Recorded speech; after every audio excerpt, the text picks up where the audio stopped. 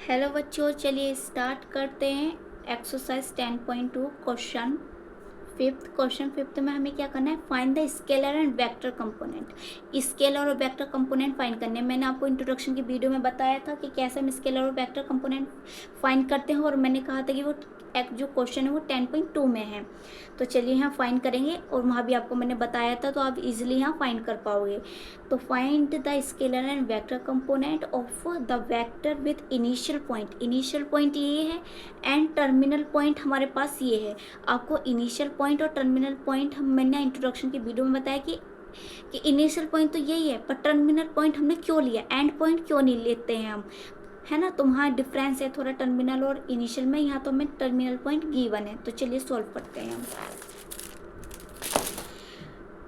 तो यहाँ हमें स्केलर और वेक्टर कंपोनेंट फाइंड करने हैं, है ना। तो हमारे पास फर्स्टली लिख लेंगे जो इनिशियल है। इनिशियल पॉइंट हमारे पास क्या है? 2,1।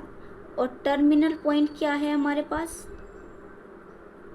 टर्मिनल पॉइंट है हमारे पास क्या? -5, 7। तो इनिशियल और टर्मिनल पॉइंट है, तो यहाँ से आप वेक्टर बना सकते हो या नहीं बना सकते हो? तो आप लेट कर लो कि जो P पॉइंट है उसे तो हमने ये मान लिया है, एंड Q को हमने क्या मान लिया है? -5, 7। ठीक है ना। तो ये हमने मान लिया है। तो यहाँ से क्योंकि हमें इनिशियल और टर्मिनल पॉइंट दे रखा है, यहाँ से अभी हमें वेक्टर बनाना पड़ेगा। जब वेक्टर बनाएंगे तो जब भी तो बता सकते हैं कि स्केलर कंपोनेंट क्या हो, वेक्टर कंपोनेंट क्या है। ठीक है ना। तो P और Q हमने मानना, तो यहाँ से हम PQ वेक्टर बना लेंगे। तो PQ वेक्टर कैसा बनता है? ये कौन सा पॉइंट है? इनिशियल पॉइंट है और टर्मिनल पॉइंट है। तो आपको पता है कि कैसे करना पड़ता है कि हमें क्या करना पड़ेगा कि टर्मिनल माइनस इनिशियल करना पड़ता है। क्या करना पड़ता है? कि टर्मिनल माइनस इनिशियल। तो ये हमारे पास मान लो x1 है, y1 है, x2 है, y2 है। तो ये क्या है? Terminal minus initial.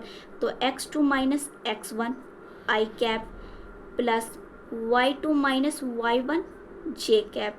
ठीक है। और यहाँ हमारे पास अगर z होता तो z लिखते, z तो है नहीं, बस यहाँ आपको अब वैल्यू पुट करो। क्या है ये? -5 है, बीच में क्या है? माइनस लिखो।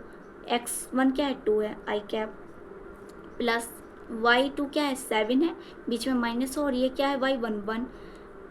ये करा माइनस माइनस प्लस माइनस के क्या आ गया हमारे पास? यहाँ 7, 5 और 2 क्या होगा? 7 i कैप प्लस, और इसमें से इसे सबट्रैक्ट करेंगे तो क्या आएगा? प्लस के जाते हो तो क्या आएगा? 6 j कैप आ जाएगा। तो हमारे पास क्या निकल कर आया है? PQ vector -7 i cap plus 6 j cap.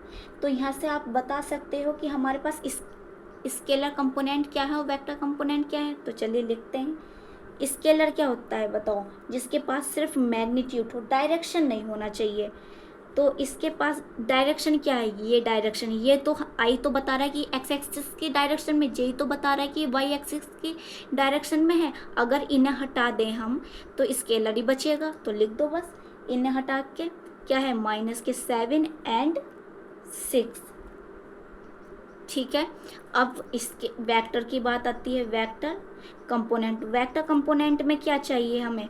Direction भी चाहिए और मैग्नीट्यूड भी चाहिए। तो इसका मतलब ये दोनों लिखे जाएंगे, -7 i cap and 6 j cap. ठीक है ना। तो ये लिखे जाएंगे, एंड भी लगा दो या फिर आप कोमा भी लगा सकते हो, आपकी जो मर्जी करे वो लगा दो। तो ये हमारा क्या आ गया? आंसर आ गया। स्केलर कंपोनेंट फाइंड कर लिए और वेक्टर कंपोनेंट हमने फाइंड कर लिए हैं। वीडियो को लाइक करें, शेयर करें, प्लीज़ चैनल को सब्सक्राइब करें।